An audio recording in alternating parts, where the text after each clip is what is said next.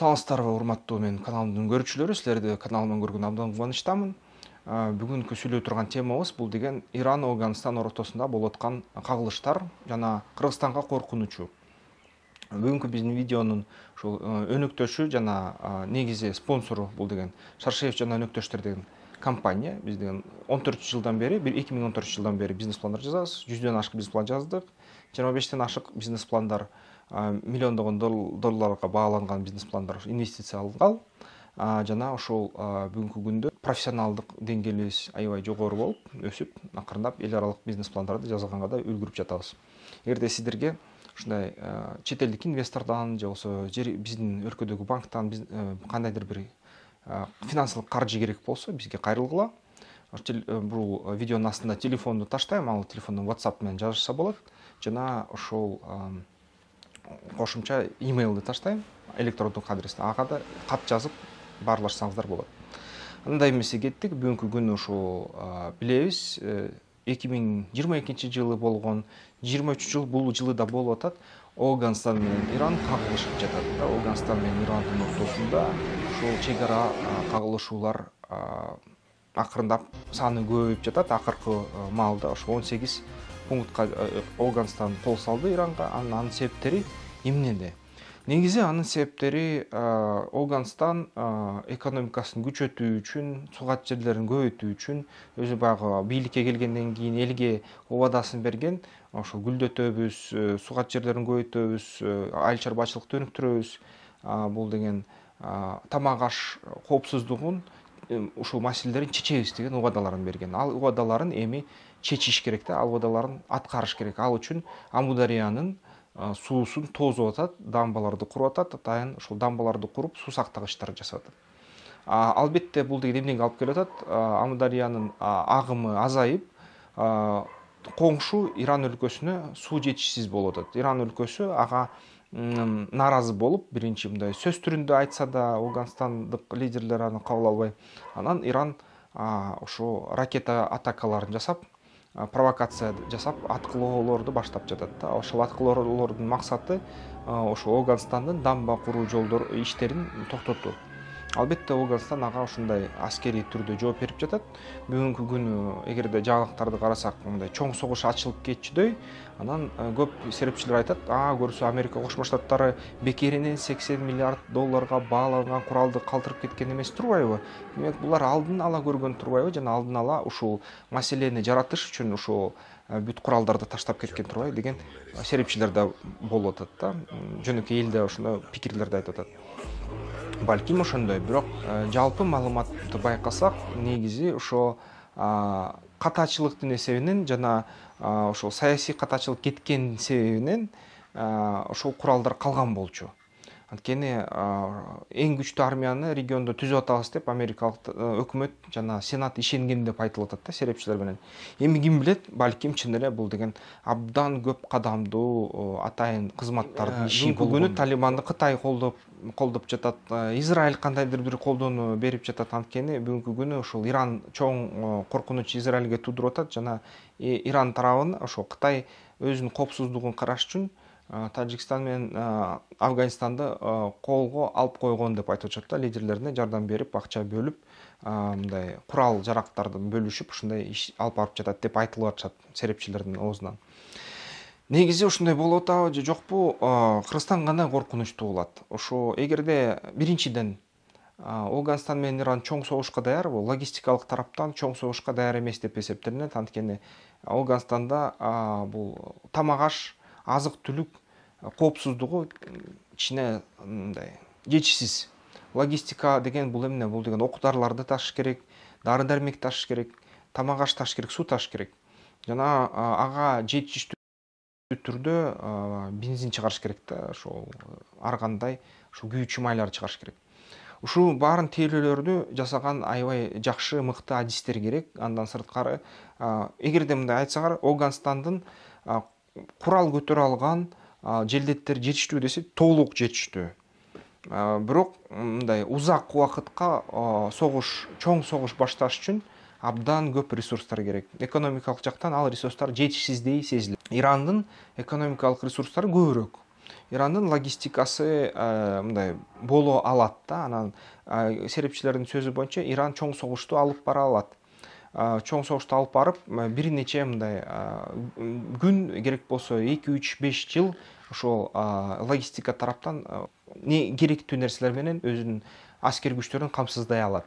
Ирандын дагы ошол өзүнүн аскер күчүнүн саны жетиштүү чоң согушту алып барууга. Ошон үчүн эгерде Афганистан менен Иран кагылышса, албетте Иран чоң жоготууларга учурап да баары бир жеңүүгө бара алат, жеңе алат.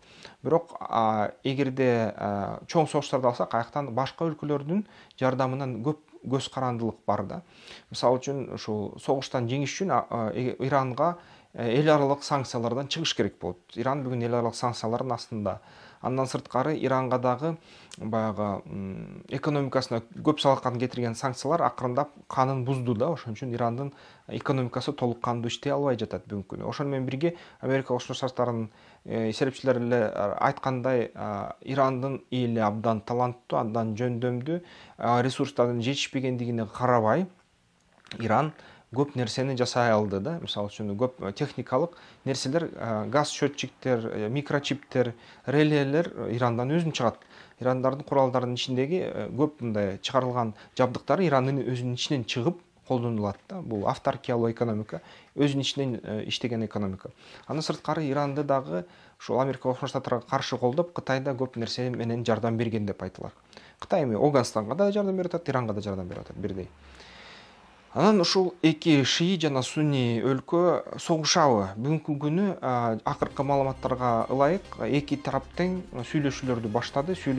Биринчи ок атып, анан азыр сүйлөшүүлөрдө. Негизи эки өлкөгө тең бул нерсе керек эмес.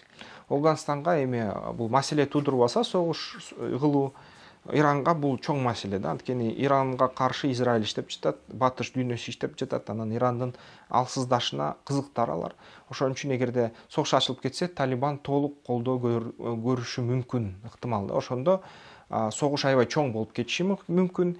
Эгерде Талибан жеңсе, билесиздер, баягы Кыргызстан биринчи дипломатиялык мындай карын катнаштарды баштагандан кийин Талибан видео роликтерде ошо бүт Орто Азияны басып алып Кыргызстандыгына калтырган. Бирок акыркы эгерде глобус Кабулдагы турган жаңы глобусту караса, эгерде ошол глобус Талибан өкмөтү менен макулдашылса, демек биздин өлкөнү басып алууга кандайдыр бир пландар бар. Биздин өлкөнү басып алса, эми баягы халифаттын мыйзамдары иштей баштайт. Ал биздин элге жагабы, жакпайбы, ким билет. Кимисине жакса, кимисине жакпай калышы мүмкүн да. Ошон үчүн ушундай коркунуч бар. Андан сыртка эгерде Талибан жеңсе, анда биз баягы радикал халифаттын ичине кирип калабыз да. Ушундай коркунуч бар. Көбүнчө биздин кыздарыбызга жаман болот, анткени хиджаб кийгисе эч ким келбейт. Ошол биздин баягы демократиялык эркиндигибиз, ислам эркиндигибиз сунна боюнча көбүрөөк башка ислам өлкөлөрүнө караганда. Ошондо ал эркиндикти жоготууга эч ким каалабай коюшу мүмкүн. Катуу каршылык көрсөтүшү мүмкүн да. Ошондо кандуу согуш болуп калышы ыктымал. Андан сырткары, албетте баягы көз карандысыздык жоготуу бул абдан катуу жаман нерсе. Согуш болуу да өзү аябай жаман нерсе. Көп адам өлөт, кан төгүлөт. Эч кимге мындай тагдырды каалабайт элем да. Анан эгерде мисалы үчүн Талибан жеңилсе, Иран жеңсе, анда Талибан ушул курал көп бойдон кала берет, бирок бир нече ушул тала командирлер чачырап бөлүнүп, кээ бир тала командирлер ушул Афганистандан чыгып Тажикстанды басып, Тажикстанга кирип, Тажикстандын ичинде радикалдуу топтор көбөйүп, анан ошол радикалдуу топтор бири-биринен Кыргызстанга кол салышы мүмкүн. Ошондо кол сала баштаса, баягы акырындап баягы түштүк региондорго кирип чыгып ушундай иштер жасашы мүмкүн. Бул деген баягы баткендик окуялар болгондой эле кайра ушундай байма-бай мындай согуштарга алып келиши мүмкүн. Бул нерсе абдан бизге да начар боло турган окуя болуп калышы мүмкүн да. Бизде кайра эле кан төгүлөт, кайра эле мындай саясий коопсуздук, стабилдүүлүк болушу мүмкүн. Бул нерсе бизге такыр, биздин өлкө, биздин эл буга такыр кызыктар эмес. Ошондуктан дагы бир нерсени айтып кетер, эгерде мисалы үчүн Талибандан Иран чоң жапа чегип акыры баягы ядердик куралды колдонсо, серепчилер айтат, Иранда бүгүнкү күнү тактикалык ядердик заряддар бар дейт. Ушундай курал пайда боло баштады деп айтылат да.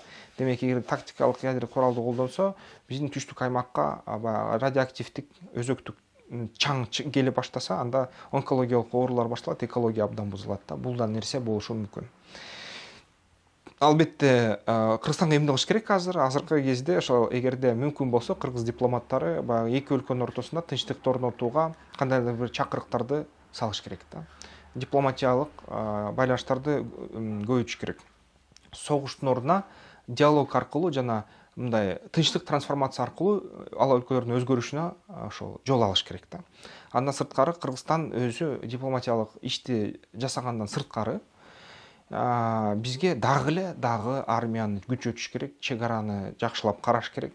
Армияны күчөтүп туруп санын көбөйтүш керек, армиялык реформалар жасаш керек. Жаңы заманбап жабдыктарды, ушу атайын дрондорду чыгарган заводдорду, жер менен жүргөн дронду, асма менен учкан дрондордун санын көбөйтүп, ушул аскерий күчтү аябай жогорку деңгээлге чыгарыш керек да. Бул деген тилекке каршы бүгүнкү күнү замандын талабы. Эми адамзат цивилизация өссө дагы тилекке каршы ушундай да суроолорго көңүл бурууга туура келип калды. Биздин балдарыбыз, биздин баягы балдарыбыздын балдары, неберелери жакшы жашашсын десек, бизге ушундай нерсеге жол алыш керек. Анан күчтүү армиясы бар өлкөгө инвестор да жакшы келет да, экономикасы дагы жакшы өнүгөт. Анткени күчтүү армия бул да кайсы бир деңгээлде коопсуздук. Саясий талаш тартыштар боло берет, президенттер алмаша берет, шайлоолор жүрө берет, бирок армия бекем бетондой, темир бетондой ушул бекем болуп, биздин коопсуздугу сактап өнүгө бериш керек да. Армиянын аркасы менен экономика да өнүгөт, экономикасынын аркасы менен эл да жакшы жашайт. Анда эмки видеодон көрүшкөнчө.